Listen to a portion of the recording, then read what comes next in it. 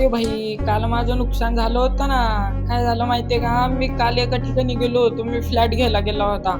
मला तिथं समजलं की तो मला सांगतोय फ्लॅट कशामध्ये, गजच्या ह्याच्यामध्ये.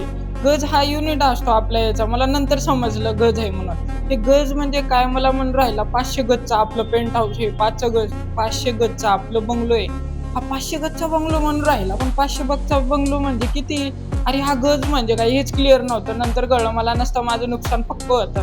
मला समजलं की 1 गज म्हणजे 9 स्क्वेअर फीट असतं. 500 गजचं आपलं घर आहे किंवा बंगला आहे, तर ते स्क्वेअर फीटमध्ये किती होतं? 9 ना आपण त्याला मल्टिप्लाय करायचं 500 ला, तर आपल्याला कळून जातं की कितीचा आपलं स्क्वेअर फीटचं आपलं ते बंगला असो किंवा रो हाऊस असो किंवा काही असो, तर आपल्याला समजून जातं. बघा 500 आहे ना, 500 ला आपण 9 ला मल्टिप्लाय करायचं. 9 5 45 यानी की 4,500 स्क्वेअर फीटचा आपलं तो बंगला आहे आपलं. मग नंतर समजलं मला, अरे ह्या गज म्हणजे हा आहे का? 1 गज म्हणजे 9 स्क्वेअर फीट. आता माझं काल पक्क नुकसान होणार होतं. तर म्हणून मी तुम्हाला हा अनुभव शेअर केला, की मी पण एका ठिकाणी जर गेला तर तुम्हाला असंच म्हणला हा गजमध्ये आहे, तर समजून जावा 9 ना आपण त्याला मल्टिप्लाय करायचं, निघालं आपलं स्क्वेअर फीटमध्ये. लाईक करा नक्की.